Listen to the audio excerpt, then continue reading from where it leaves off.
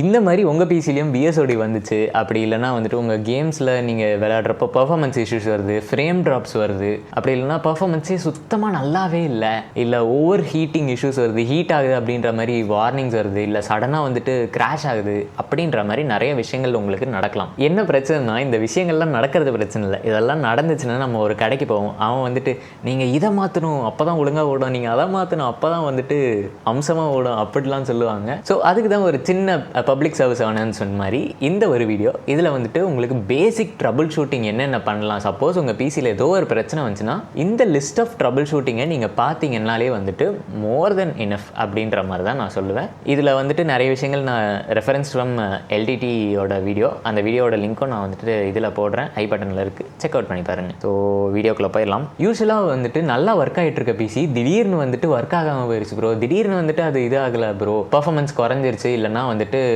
ஆனே ஆக மாட்டேங்குது அப்படின்ற மாதிரிலாம் உங்களுக்கு வந்துட்டு கேள்விகள் வரலாம். மோஸ்ட்லி எப்படின்னா நீங்கள் வந்துட்டு எப்பயாவது வந்துட்டு பிசியை கழட்டி க்ளீன் பண்ணியிருப்பீங்க, இல்லைனா ஏதாவது க்ளீன் பண்ணுறதுக்காக நவுத்தி எடுத்து வச்சுருப்பீங்க, இல்லைனா வந்துட்டு கீழே எடுத்து டிரான்ஸ்போர்ட்டேஷன் எங்கன்னா எடுத்துகிட்டு போயிருப்பீங்க. ஸோ அந்த டைமில் என்ன ஆகும்னா உங்கள் பிசியில் வந்துட்டு சப்போஸ் அது ரொம்ப நாளாக ஒரே இடத்துல செட்டாக காம்பனண்ட்டாக இருக்குன்னா அந்த காம்பனன்ட்ஸ்லாம் லைட்டாக ஆடி இருக்க, இல்லை லைட்டாக லூஸாக இருக்க வாய்ப்புகள் நிறையவே இருக்குது. அது மட்டும் இல்லாமல் ஆப்வியஸ்லி ஹீட் ஆகிறப்போ வந்துட்டு மெட்டல்ஸ் எக்ஸ்பேண்ட் ஆகும், கோல்ட் ஆகிறப்போ அது வந்துட்டு கான்ட்ராக்ட் ஆகும். அந்த மாதிரி உங்களுக்கு பிசி காம்பனன்ட்ஸ்க்கும் நடக்கிறப்ப என்ன ஆகும்னா அது வந்துட்டு அது ஒர்க் ஆகிட்டு இருக்கப்ப ஹீட்டாகவே இருக்கும், அதனால் வந்துட்டு உங்களுக்கு காம்பனன்ட்ஸ்லாம் ஒரு இடத்துல ஃபிக்ஸ்டாக இருக்கும். இதுவே வந்துட்டு திடீர்னு கோல்ட் ஆச்சு, அப்போ நீங்கள் ஏதாவது இது பிசியை மூவ் பண்ணுறீங்கன்னா அந்த டைமில் வந்துட்டு அதோட கான்டாக்ட்ஸ்லாம் வந்துட்டு போகிறதுக்கு நிறையவே சான்சஸ் இருக்குது. இது வந்துட்டு ஒரு basic issue of loose contact. So இந்த மாதிரி வந்துட்டு ஆச்சுன்னா நீங்கள் என்ன பண்ணுறீங்கன்னா ஃபஸ்ட்டு விஷயம் உங்களோட பிசியில் இருக்க கனெக்ஷன்ஸ் எல்லாம் ப்ராப்பராக இருக்கா அப்படின்ட்டு பார்த்துக்கோங்க. ஃபார் எக்ஸாம்பிள் கிராஃபிக் கார்டு வந்துட்டு டைட்டாக இருக்கா, அது வந்துட்டு வேறு எதுவும் லூஸாக இருக்கா, ஆடிட்டு இருக்கா, அந்த மாதிரி பாருங்கள். ரேம் ஸ்டிக்ஸ்லாம் பாருங்கள், இது வந்துட்டு மேக்ஸிமம் மூவ் ஆகிற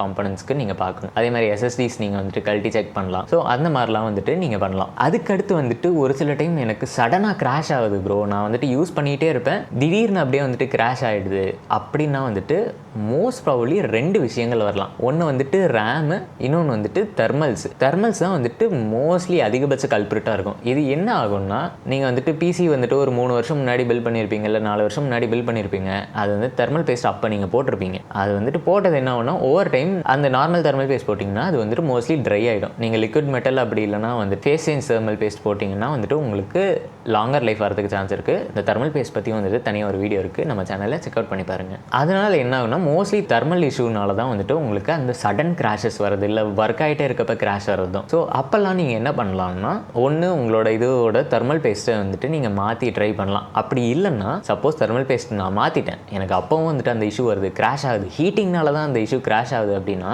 நீங்கள் வந்துட்டு அந்த இது எறும்பு மற்ற அந்த சின்ன சின்ன சாதனங்கள்லாம் இது ஜீவராசிகள்லாம் இருக்குல்ல, அதெல்லாம் என்ன ஆகுன்னா ஒரு சில டைம் அந்த நம்ம பிசி காம்பனன்ட்ஸ்குள்ளே போயிட்டு வந்துட்டு குடியிருக்க வாய்ப்புகள் நிறையவே இருக்குது. ஸோ அது என்ன ஆகுன்னா ஒரு சில டைம் நம்மளோட பிசி காம்பனன்ட்ஸை ஷார்ட் பண்ணுறதுக்கு சான்சஸ் இருக்குது. ஷார்ட் ஆச்சுன்னா என்ன ஆகும், ஆப்வியஸ்லி வந்துட்டு 1-2 பின்னு கான்டாக்ட்ஸ் போகும். அது வந்துட்டு யூஸ்லெஸ்ஸான பின்னாக இருந்தால் பரவாயில்ல, பட் ஏதோ ஒரு முக்கியமான டேட்டா எடுத்துகிட்டு போகிற பின்னோ பவர் எடுத்துகிட்டு போகிற பின்னோ வந்துட்டு இருந்துச்சுன்னா அது காம்பனண்ட்டை டேமேஜ் பண்ணுறதுக்கு சான்சஸ் நிறையா இருக்குது, வோல்டேஜ் இன்க்ரீஸ் பண்ணி விட சான்சஸ் நிறையா இருக்குது, அதனால் வந்துட்டு ஹீட் ஆகிறதுக்கு நிறையவே சான்சஸ் இருக்குது. அதுக்கப்புறம் வந்துட்டு நீங்கள் சப்போஸ் உங்களோட பிசி ரொம்ப ஸ்லோவாக இருக்குது, என்ன நடக்குதுன்னே தெரியல, நான் வந்துட்டு நல்ல ரேம் ஸ்டிக் தான் போட்டிருக்கேன், 16 GB ரேம் ஸ்டிக் சூப்பரான போட்டிருக்கேன், இது 3200 மெகா ட்ரான்ஸ்ஃபர்ஸ் போட்டிருக்கேன், இருந்தாலும் வந்துட்டு இது ப்ராப்பராக ஒர்க் ஆகலை, ஏன் அப்படின்ட்டு எனக்கு தெரியல அப்படின்னா மோஸ்ட் ப்ராபப்லி மெமரி ப்ரொஃபைல் தான் இருக்கும். மோஸ்ட்லி வந்து மெமரி ப்ரொஃபைல்ஸ் வந்துட்டு உங்களுக்கு இதில் இருக்கலாம், பட் அதை நீங்கள் எனேபிள் பண்ணாமல் போயிருக்கலாம். என்னென்னா வந்துட்டு ரேம் 6லாம் வந்துட்டு உங்களுக்கு ஓவர் கிளாக்கபிளாக இருக்கும். அதாவது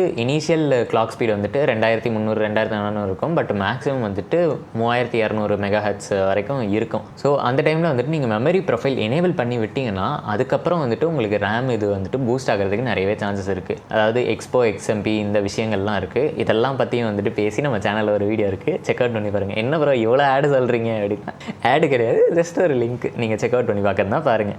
அதுக்கடுத்து பவர் ப்ரொஃபைல்ஸ். நம்ம என்ன பண்ணுவோம், ஒரு சில டைம் வந்துட்டு ஓவர் கிளாக் பண்ணுறதுக்கோ இல்லை அண்டர்வால்ட் பண்ணுறதுக்கோ வந்துட்டு நம்மளோட பவர் ப்ரொஃபைல்ஸை கொஞ்சம் சேஞ்ச் பண்ணியிருப்போம். அதாவது கொஞ்சம் கம்மியான வோல்டேஜ், கொஞ்சம் அதிகமான வோல்டேஜ், அந்த மாதிரி. அதில் என்ன ஆகும்னா கிராஷஸ் வர நிறையவே சான்சஸ் இருக்குது. என்னென்னா ஒரு சில டைம் நம்மளோட பவர் சப்ளை இது கூட அதோட ஹெட்ரூம் இது ரீச் ஆகிடுச்சு. இப்போ ஒரு 500 வாட்ஸ் பவர் சப்ளை நம்ம வச்சுருக்கோன்னா அதோட ஃபுல் இது கன்சியூம் ஆகுதுன்னா அந்த டைமில் வந்துட்டு நமக்கு சடனாக கிராஷ் ஆகிறதுக்கு சான்சஸ் இருக்குது. ஏன்னா நம்ம ஓவர் கிளாக்கோ இல்லை அண்டர் வோல்ட்டோ பண்ணுறப்போ வந்துட்டு அது வரலாம். அதே மாதிரி ரொம்ப அண்டர் வோல்ட் பண்ணிங்கனாலும் வந்துட்டு உங்களுக்கு ப்ராசருக்கு ப்ராப்பரான வோல்டேஜ் போகாமல் அந்த டைமில் கூட வந்துட்டு கிராஷ் ஆகிறதுக்கு நிறையவே சான்சஸ் இருக்குது. அதுக்கு அடுத்தது வந்துட்டு ப்ளோட்வேர்ஸ்னால் என்னென்னா, நம்ம வந்துட்டு மோஸ்ட்லி இந்த பிசி ஓப்பன் பண்ண உடனே வந்துட்டு டடைங்கன்னு அந்த ஸ்க்ரீன் ஓப்பன் ஆகி நிற்பான்.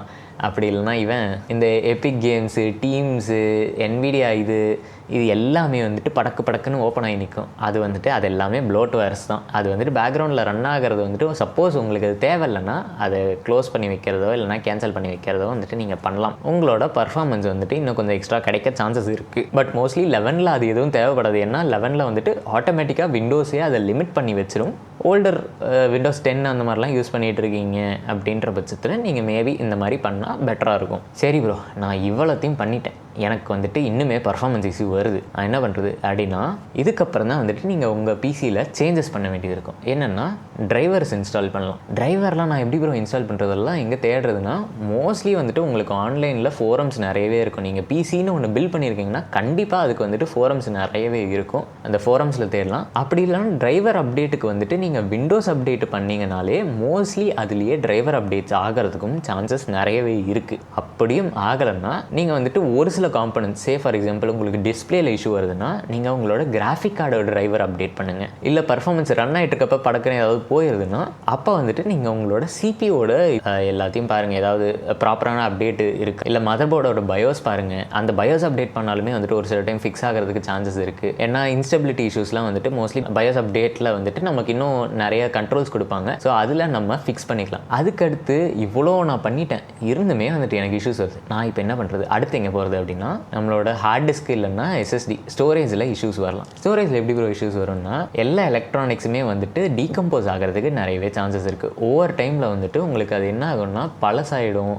அப்படி இல்லைனா வந்துட்டு ஒழுங்காக அதில் வந்துட்டு டேட்டா ரைட் ஆகாமல் போயிடும். இல்லாட்டி டேட்டா கரப்ட் ஆகிறதுக்கு நிறைய சான்சஸ் இருக்குது. அப்படிலாம் ஆச்சுன்னா மோஸ்ட் ப்ராபப்லி வந்துட்டு உங்களோட சிஸ்டமில் கிராஷஸ் நடக்கிறதுக்கு நிறையவே சான்சஸ் இருக்குது. சப்போஸ் உங்களுக்கு கிராஷ் நடந்துச்சு, நீங்கள் இதுக்கு முன்னாடி பண்ண எல்லா விஷயத்தையும் வந்துட்டு பண்ணிட்டீங்க, இருந்துமே ஒன்றும் ஒர்க் அவுட் ஆகலை அப்படின்னா நீங்கள் வந்துட்டு ஒரு எக்ஸ்ட்ரா எஸ்எஸ்டி ஒன்று உங்கள் ஃப்ரெண்டுக்கிட்டேயோ இல்லைனா வந்துட்டு ஒரு நார்மல் எக்ஸ்டர்னல் எஸ்எஸ்டி கூட ஒன்று வாங்கி அதில் வந்துட்டு உங்களோட விண்டோஸ் பூட்டபிள் வச்சுட்டு அதுக்கப்புறம் உங்களுக்கு தேவையான அப்ளிகேஷன்ஸோ இல்லை கேம்ஸோ நீங்கள் ஏதாவது பண்ணுறீங்கன்னா அந்த 2-3 கேம்ஸ் மட்டும் அதில் இன்ஸ்டால் பண்ணி போட்டு பாருங்கள். நீங்கள் அந்த எஸ்எஸ்டி வச்சு பூட் பண்ணுறப்போ இஷ்யூஸ் எதுவும் வரலன்னா மோஸ்ட் ப்ராபப்லி உங்களோட இஷ்யூ வந்துட்டு அந்த டிரைவில் தான் இருக்குது, உங்களோட பழைய டிரைவில் தான் இருக்குது. ஸோ அதை தூக்கி போட்டு வேறு வாங்குறதுனா வந்துட்டு வாங்கிடுங்க. இல்லைனா அதை ஃபிக்ஸ் பண்ணுறதுக்கு ஏதாவது சான்சஸ் இருந்துச்சுன்னா ஃபிக்ஸ் பண்ணி பாருங்கள். அதுக்கடுத்து இது எதுவுமே ஒர்க் அவுட் ஆகலை, எல்லாத்தையும் ரீசெட் பண்ணிடுங்க. உங்களோட மெமரி, சிபியோட ப்ரொஃபைல்ஸு, ஜிபியோட ப்ரொஃபைல்ஸு, அவங்க பவர் சப்ளையோட பவர் ப்ரொஃபைல்ஸு எல்லாத்தையுமே வந்துட்டு நீங்கள் ரீசெட் பண்ணிவிட்டு ட்ரை பண்ணிங்கன்னா